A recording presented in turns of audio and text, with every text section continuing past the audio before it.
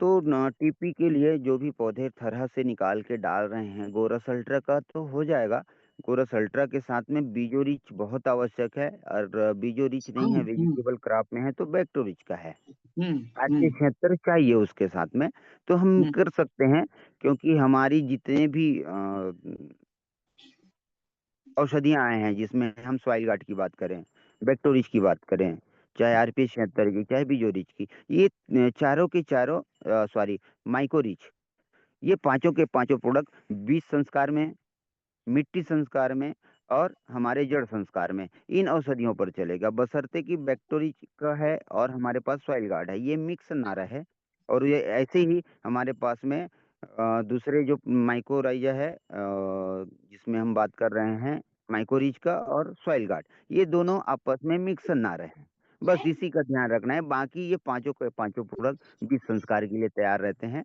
और बीज संस्कार के साथ में हम किसी भी मात्रा में, कोई भी कम ज़्यादा मात्रा में, सब में चलेगा ये। इसकी कोई मात्रा नहीं है, 100 ml डालें, 200 ml डालें, 500 ml डालें, सारे एक एक बॉटल को उसमें डाल करके जड़ संस्कार कर दें, तो कहीं कोई दिक्कत नहीं है। बशर्ते कि सॉइल गार्ड और माइकोरिच, सॉइल गार्ड और बैक्टोरिच आपस में हमको नहीं मिलाना है, जिस टाइम में इस्तेमाल कर रहे हैं। 24 घंटे के बाद कभी भी आगे पीछे हम उसको डाल सकते हैं। जी जी, thank you sir, thank you. Kiran Sahu sir, आपको कुछ क्वेश्चन है? सर मैं ये कह रहा था सर, नमस्कार। ये नमस्ते। जैसे अपन ने अभी कंपोस्ट टीच के ऊपर आदरणीय डॉक्टर सर का प्रश्न था, उसी को थोड़ा सा मैं आगे बढ़ा रहा हूँ। अपन जैसे सूखा जो बोनी कर रहे हैं, मतलब जैसे दलहन तिलहन कभी अपन जो खेत में हार्वेस्ट, अगर आपने ये कंपोस्ट टीच आरपीएस डाला और वो पैरा पड़ा ही रहेगा तो भी उससे हाँ, और अच्छा पूर्ण प्रश्न रहा है। इसमें पानी अगर हम नहीं डाल रहे हैं तो वो सड़ने वाला नहीं है, वो वैसे ही एज इट इज रहेगा। लेकिन जब 15 से 20 दिनों में, अभी हमने पहले बता दिया कि 15 से 20 दिनों के पहले हमने इसका इस्तेमाल किया, 15 से 20 दिनों के बाद जब जुताई करेंगे तो वो एज इट इज वैसा ही पड़ा रहेगा। बशर्ते ट्रैक्टर के फाल यानी नांगर में वो फंसने वाला नहीं है, बल्कि वो जी टूट जी जाएगा। नहीं ये हम फंसेगा। अच्छा। ये हमारे लिए पहला हो गया। दूसरा, अब उसमें हम पानी भी नहीं देने वाले हैं। चने का फसल है, गेहूं का है, और वो वैसे भी आ गया बगैर पानी का। तो जो पराली पड़ा हुआ है, मिट्टी के संपर्क में तो आया, वो उतना सड़ गया, लेकिन जो मिट्टी में नहीं पहुंच पाया है, नमी नहीं दी है, पानी नहीं डाले हैं, तो वो दिक्कत आएगा। तो मिट्टी में नहीं पहुंच पाया तो वो वैसा ही पड़ा रहेगा जब तक वो वापस, भले ही वो इस सीजन का कंप्लीट निकल जाए, 4 महीना 6 महीना फसल काटते तक वो एज इट इज पड़ा रहेगा। बशर्ते पानी दिए, मिट्टी संपर्क में गया, नमी आया, नमी के बाद में वो अपने आप सड़ना शुरू हो जाएगा। ठीक ठीक sir. Thank you sir. Thank you Ramesh sir. Dhruve sir.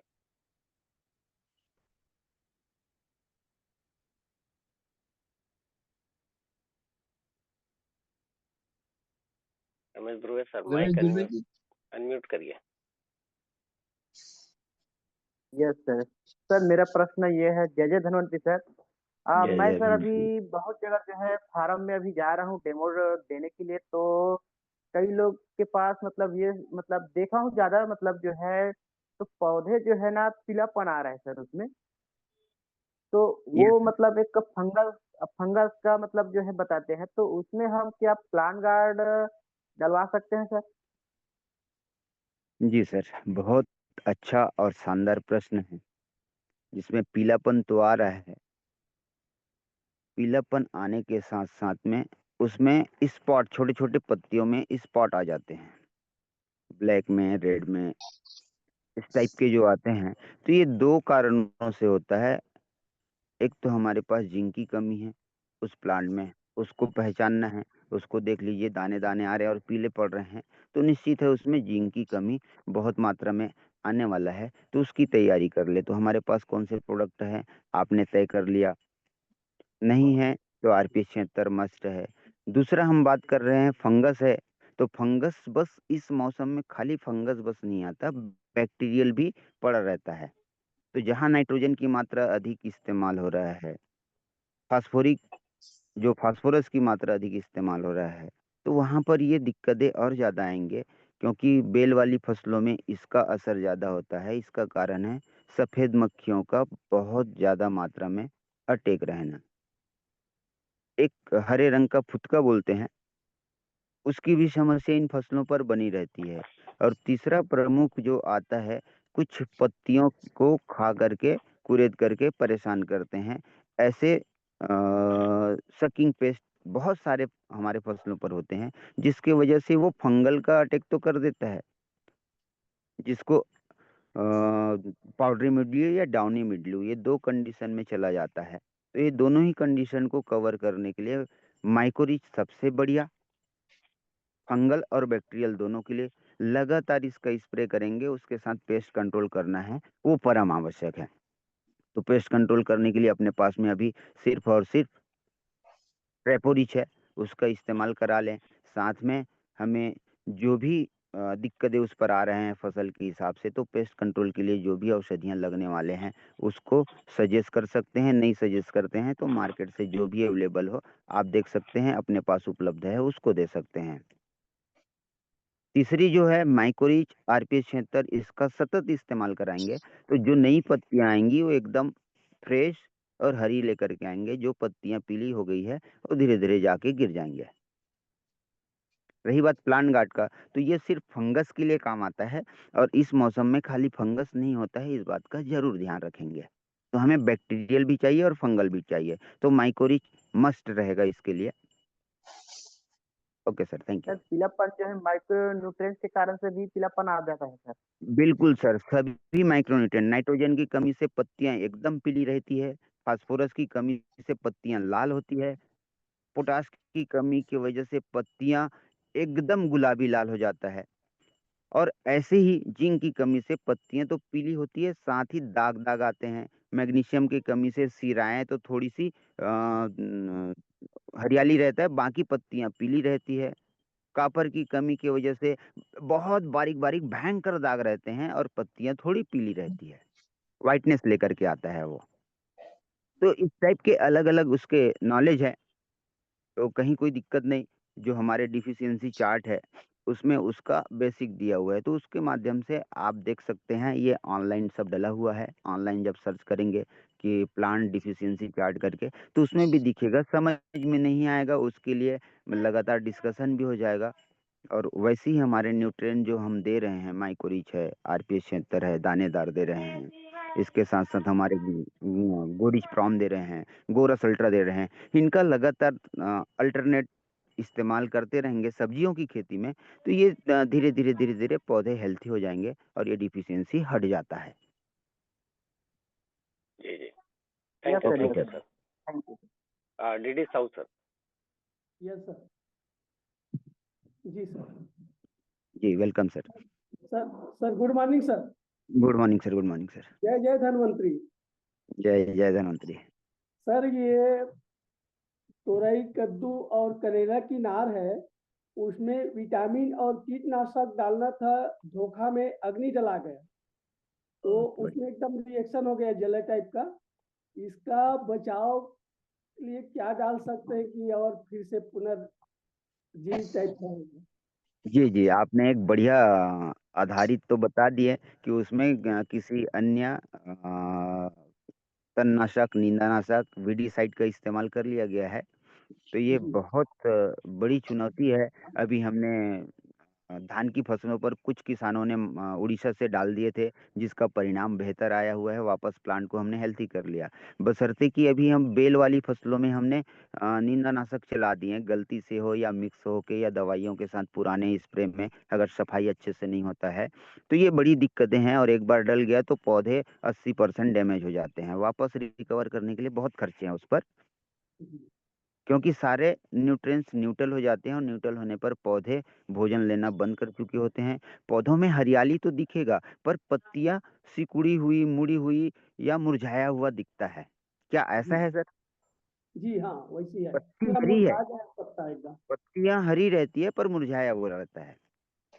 हाँ, मुरझा रहा है पत्ते, आप एकदम सूखे टाइप का हो रहा है, हाँ, सूखने टाइप। इसके बाद वो धीरे धीरे लाल फिर सफेद होते हुए खत्म होता है। तो इस जी कंडीशन पर जब भी ऐसा कोई परेशानी आए तो मार्केट में आता है मैग्नीशियम सल्फेट। मैग्नीशियम इसकी 200 ग्राम की मात्रा 15 लीटर की टंकी के लिए बनाएंगे। 15 आरपीएस 76 की मात्रा 100 ml 15 लीटर की टंकी के मान से बनाएंगे। 15 और हमारे पास आता है माइकोरिच की मात्रा 20 ग्राम पर पंप के हिसाब से बनाएंगे। और इसका जब और साथ में स्टिकोरिच इस मौसम के हिसाब से देख रहे हैं स्प्रे करना है तो इसको डालिए। आज डालेंगे, 3 दिन बाद फिर से पुनः ऐसे ही स्प्रे, और 7 दिन बाद फिर से पुनः ऐसे ही स्प्रे। और सर 1 लीटर। जी जी।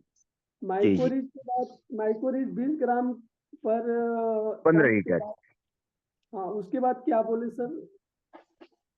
स्टिकोरिच, अच्छा मौसम के आधार इसको पर स्टिकर, हाँ वो लगेंगे।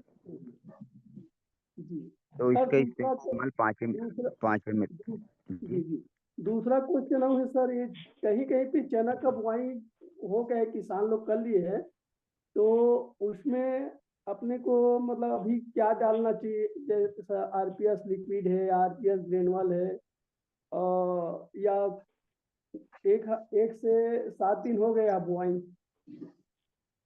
जी जी जी ठीक है।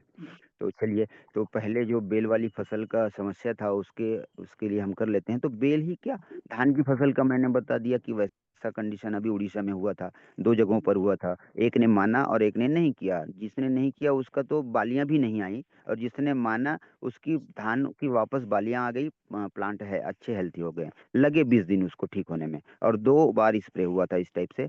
और अभी आपने जो बात किया है सब्जी वाली में, कभी ऐसा हो गया और आपके साथ हुआ है तो इस मात्रा में पहले आज, फिर 3 दिन बाद, फिर 5 से 7 दिन बाद पुनः करेंगे। वापस पौधे हेल्थी होंगे।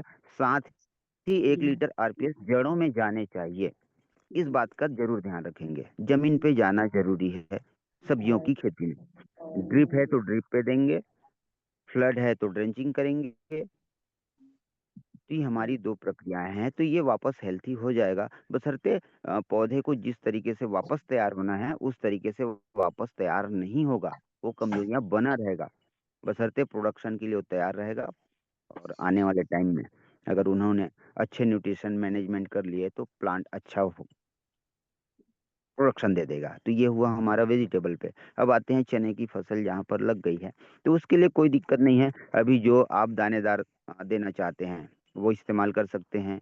डीएपी के रूप में हमारा गोरिच प्राम है वो दे सकते हैं, अभी देने का हमारा समय है, जिसको अभी डाल सकते हैं। बशर्ते देखना है कि उसमें नमी है या पानी पिलाने वाले हैं। अगर पानी पिलाने वाले तो ठीक, पहले देने के बाद पानी पिलाएं। अगर नमी है और पानी नहीं पिलाना है तो as it is at a time डाल दीजिए। तो ये हमारा हो जाएगा। लेकिन 20 दिनों के बाद पहला जो स्प्रे करेंगे उसमें हम जरूर करने वाले हैं स्प्राउट रिच का, आरपीएस 76 लिक्विड का।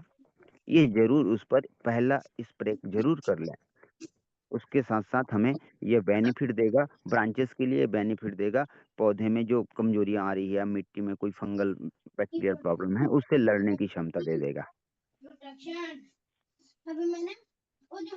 Yes sir. Okay, thank thank you you sir. Sir. Ram Kumar Sahu yes sir. Sir.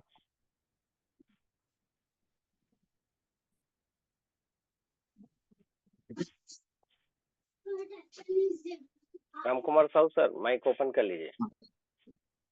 जी सर जी सर, नमस्कार सर जी। नमस्कार सर, नमस्कार। Yes sir sir. जी मेरा ये बीजों उपचार पर, हाँ बीजों उपचार पर 2 सवाल है सर। जैसे अभी अपने पास बीजों रिच 2 प्रकार के हैं सर, सीरियल क्रॉप और आइल सीड वाला। अगर यस सर। अभी हमारे पास आइल सीड अगर उपलब्ध नहीं है तो उस कंडीशन में अपन चना गेहूं के लिए अभी सीरियल क्रॉप का बीजों रिच दे सकते हैं क्या? बढ़िया, शानदार प्रश्न है, बिल्कुल दे सकते हैं, लेकिन फसल को समझिएगा। हेलो। जी सर। जी जी। आवाज आवाज ब्रेक हो रहा है। हाँ और अच्छा, आपका आवाज आवाज कट रहा है ब्रेक सर। हो तो सर उसमें अपन जैसे आवाज कट रहा है सर। रहा है। दूसरा अभी प्रश्न बोलिए। ये है सर मेरा कि जैसे अपन अपना जैसे अपन अभी जो बीज उपचार करने के बाद कई किसान चना गेहूं जैसे उनारी करते हैं, तो उसमें अपन बीज उपचार किए, साथ में अगर वो रासायनिक खाद का प्रयोग उसी उनारी के साथ कर रहा है, तो क्या इसमें उसका जो बीजोरीच का जो बैक्टीरिया है कुछ नुकसान हो सकता है क्या? चलिए, बहुत बढ़िया और शानदार है, एकदम सही है। और कुछ है इसमें प्रश्न आपके? नहीं सर, बस इतना ही है कि अपन ओ, उसको बीज उपचार के साथ रसायन खाद डलवा सकते हैं कि नहीं, कि ऐसा है? बढ़िया बढ़िया, बहुत अच्छा प्रश्न रहा है। क्योंकि अभी बीज उपचार हमको करना है, तो बीज उपचार के लिए कौन सी फसल आपने बोला? चना और एक गेहूं, और चना दोनों गेहूं अलग में, अलग हाँ। फसल है। एक है दलहन का, एक है तिलहन का। सॉरी, एक जी दलहन जी। तिलहन है, तो एक है सीरियल क्रॉप है। तो हमारे पास दोनों ही जी जी। बीज उपचार के लिए हमारे पास है। तो गेहूं के लिए हमें करना है सीरियल क्रॉप का, और चना जी और अन्य जितने भी फसलें हैं उसके लिए करना है हमारे पास आईसीड पल्सेस का, जी जी। दलहन और तिलहन का। तो दोनों के लिए अलग अलग है सर। तो सीरियल क्रॉप का हाँ। सीरियल क्रॉप में ही करना है, जिसमें हमारे पास गेहूं का है, धान की फसलें हैं, मक्का है, बाजरा है, और ये फसलें हैं अपने पास में। और बाकी जितने इसके बाद आते हैं उसके लिए बीजो बीच में आयल सीड का करना है, तो वो अलग अलग रहेगा, मिक्स नहीं करेंगे। दूसरा हमारे जी पास जी। में आ नहीं रहा सर, वही है वो सबसे। उसके साथ हाँ, वो बता उसके रहा हूँ। साथ अगर रासायनिक खाद डाल रहे हैं उनारी में, बराबर। जो तो बीज इसकी उपचार प्रक्रिया, करने के बाद जो उनारी में रसायन खाद डाल रहे हैं, तो उससे कुछ नुकसान है क्या? जी जी, तो ये बहुत बढ़िया हो गया। तो बीज संस्कार हमने कर दिया, तो जिस टाइम पे हम बीज को बुआई करने वाले हैं उसके 20 मिनट पहले ही जमीन पर हम बीजो बीज को डालेंगे। और बीजो बीज को डालने के समय उसके बुआई के ठीक 10 मिनट 20 मिनट पहले और बुआई करने वाले हैं। अब इसके साथ हम कोई सा भी खाद दे रहे हैं, चाहे यूरिया दें, चाहे डीएपी दें, या अन्य जो भी चीज दे रहे हैं, अगर उसके साथ ओनारी कर रहे हैं तो कहीं कोई दिक्कत नहीं है। मिट्टी के दूसरे भाग में वो निकल जाते हैं, मिट्टी के दूसरे भाग में वो निकल जाते हैं। दोनों एक साथ इकट्ठे मिक्स करके हम डालेंगे तो बैक्टीरिया चला ही जाएगा, नो डाउट। बशर्ते मिट्टी में जा रहा है तो मिट्टी में वो जी अवशोषित ऐसे होता है कि 1% भी अवशोषित हो गया तो वो अपना डेवलपमेंट दिखाएगा। जी जी। जी बशर्ते आपका सीधा प्रश्न है कि मैंने रासायनिक खाद डाला और बीजोरी डाला है तो इसका नुकसान है क्या? बिल्कुल 100% नुकसान है। बैक्टीरिया बिल्कुल मरने वाली है। तो जी बैक्टीरिया सर, तो बस ठीक मरेगी, बशर्ते ठीक 10 लाख ठीक। बैक्टीरिया हैं, 10 करोड़ बैक्टीरिया हैं। तो वो बैक्टीरिया उनमें से अगर 2% भी एक जी परसेंट भी मिट्टी में चला गया वो डेवलपमेंट चालू कर लेगा और वो बैक्टीरिया डेवलप हो जाएगी। उसी को कैटेलाइज करके, फर्टिलाइजर को कैटेलाइज करके फिर प्लांट को देना शुरू करेगा। तो हमें मित्र बैक्टीरियाओं की उपस्थिति कराने हैं, उसमें से कितने चले गए कितने चले जाएंगे वो मायने नहीं रखता। ठीक इस सर, बारे धन्यवाद में सर, आते हैं तो धन्यवाद। जरूर याद। Thank you sir. ओके। ठीक सर, धन्यवाद। Sameer Mishra sir.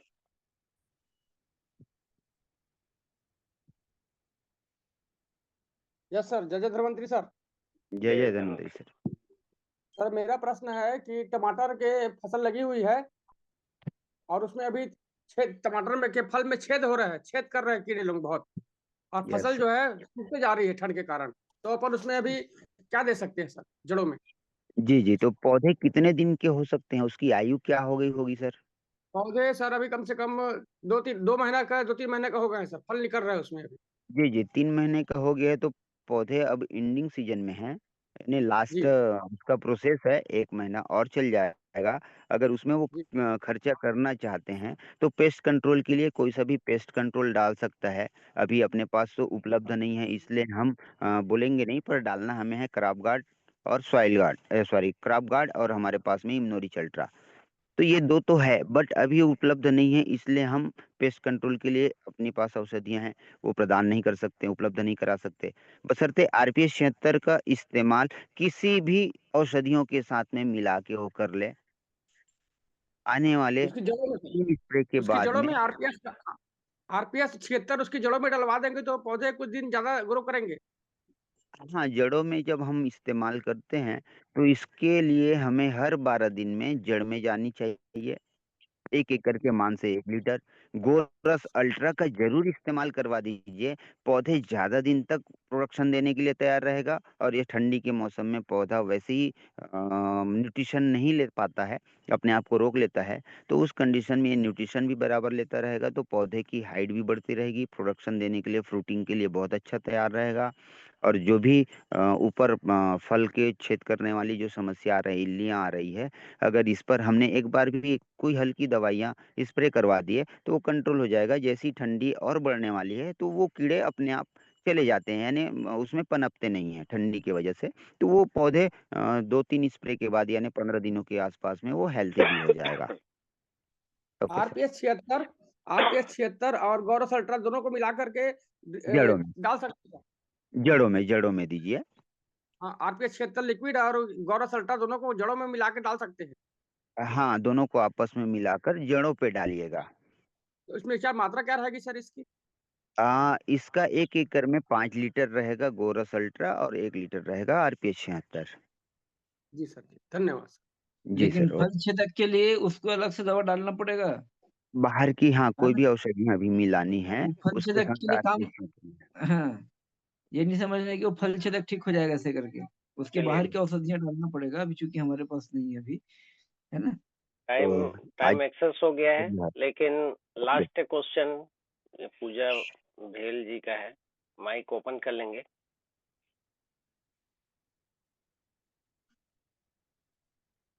Good evening sir. जी जी जी। मेरे यहाँ बैंगन की खेती में बैंगन सड़ रहा है, बैगन तो उसमें हम क्या कर सकते बैगन की खेती अभी स्टार्ट किए हैं या प्रोडक्शन हैं? चालू नहीं है? सर, उसमें फल लगा है, तो वॉइस ब्रेक हो रहा है थोड़ा सा मैम जी। उसमें आवाज फल क्लियर सड़ नहीं है रहा मैम। वॉइस दिक्कत है, जी मैम। आवाज़ क्लियर नहीं है। है।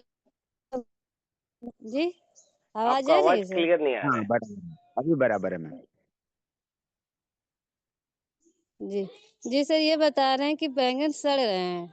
पहले जो मतलब सही रहे हैं, पर अभी 10-15 दिन से बैंगन सड़ रहे हैं, तो इसमें क्या डाल सकते हैं सर? फल फल सड़ रहे हैं ना, कि पौधे सड़ रहे हैं?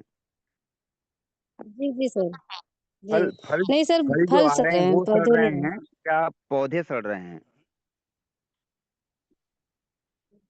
जी सर, फल सड़ रहे हैं, पौधे नहीं, पौधे तो सही है। ओके ओके ओके, ठीक है मैम। Okay, thank you. जी जी। तो ये जो बैगन की खेती में जो अभी दिक्कतें आ रही हैं, सामने वाले के पास में ड्रिप होगा, ड्रिप की इरिगेशन के साथ साथ में या तो फ्लड में होगा, तो जो भी कंडीशन में हम अधिक मात्रा में न्यूट्रिशन के लिए 19-19 20-20 या एनपीके की जो भी मात्रा है रसायन में जो अधिक मात्रा देना शुरू करते हैं, तो इसके वजह से फंगल बैक्टीरियल दोनों चालू हो जाता है। और ये अभी जो दिख रहे हैं फल सड़ रहे हैं वो बैक्टीरियल की वजह से है। तो बैक्टीरियल जितने भी प्रॉब्लम हमारे फसलों पर आने वाले हैं या आ चुके हैं या आ रहे हैं, तो ये दिनों दिन बढ़ते जाएगा। पौधों में फल तो अच्छे लगेंगे लेकिन पूरे फल गिरने वाले हैं। तो उसको रोकने के लिए, उसके समाधान के लिए धन्वंतरी ने आरपीएच 76 और माइकोरिच इसका लगातार लगातार स्प्रे करें। हर 8 दिन के अंदर में इसका स्प्रे कराते जाइए। 4 स्प्रे के बाद एकदम नॉर्मल हो जाएगा। कीटनाशक के लिए, कीड़ों कंट्रोल करने के लिए कोई भी प्रकार की औषधियाँ जो भी मार्केट में हो उसके साथ मिला करके इस्तेमाल करें। कोई भी दिक्कतें नहीं आएंगी। टिकोरिच का जरूर उस पर इस्तेमाल करवाएं। और वापस जड़ों पर हर 12 दिनों में एक बार 1 एकड़ के हिसाब से 1 लीटर आरपीएस जरूर डलवा दें। तो ये पौधे बहुत हेल्थी हो जाएंगे। और जो प्रोडक्शन आ रहा है, एक बार 2 बार यानी 4 राउंड हफ्ते हफ्ते में दे रहे हैं, तो ये जी जी। चौथे स्प्रे के बाद में नॉर्मल हो जाएगा। जो भी पौधे फल देने लगेंगे वो सब बढ़िया स्वस्थ आएगा मैम। Okay, thank you. दोस्तों, आज के क्वेश्चन आंसर में हम सब लोगों ने सुना और समझा कि गोरस अल्ट्रा के विषय में विशेष क्वेश्चन रखा। आदरणीय देव सर ने हम सबको बताया गोरस अल्ट्रा जो है, जिसको हम लोग उपयोग करने की विधि के बारे में, कब उपयोग करें, कैसे उपयोग करें, स्पेशली दलहन, तिलहन, गेहूं की फसल, धान की फसल के ऊपर में बातचीत हुई, जिसमें हम सबको ये अवगत कराया गया कि शुरुआत में हम लोगों को ये जड़ों के एनवायरनमेंट को मेंटेन करने के लिए, जब ठंडी के समय में, अभी रबी फसल की बात है, ठंडी के समय में फसल की ग्रोथ नहीं हो रही है, और उसमें ठंड की वजह से पौधों को पोषण नहीं मिल पा रहा है, तो ये मिट्टी के साथ में मिला करके हमको जड़ों में अप्लाई करनी चाहिए, चाहे वो दलहन तिलहन जैसे चना, मूंग और अन्य टाइप की जो दलहन फसलें है, उसमें गेहूं की फसल है, उसमें भी आप उसमें मिला करके डाल सकते हैं कि मिट्टी के साथ में मिला करके या गोबर की खाद के साथ में मिला करके गोरस अल्ट्रा प्रति एकड़ 5 लीटर के हिसाब से उसमें डालने चाहिए। और उसके माध्यम से जड़ों को जो ठंड लगती है, पौधों को जो पोषण पोषण नहीं मिल पाती है, उनके माध्यम से खाद एब्जॉर्ब नहीं कर पाते हैं, तो उन सब चीज़ों की ये प्रॉब्लम ही हमारी रिकवरी होगी।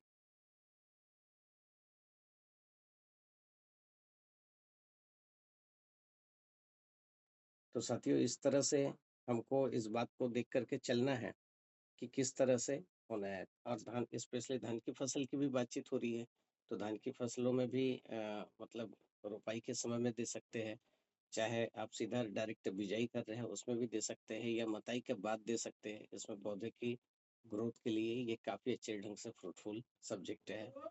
तो आप सब आज के क्वेश्चन आंसर की इस कड़ी में उपस्थित हुए आप सबका तहे दिल से जोरदार तालियों के माध्यम से धन्यवाद ज्ञापित करता हूँ। और सभी लोगों के अपने प्रश्नों के उत्तर, किसी एक व्यक्ति के प्रश्न से सैकड़ों लोगों के प्रश्नों के उत्तर इसमें से जुड़े हुए उनसे मिल गया है। तो सबको धन्यवाद। मैं प्रेमेंद्र कुमार देवांगन आप सबका धन्यवाद ज्ञापित करता हूँ। Thank you.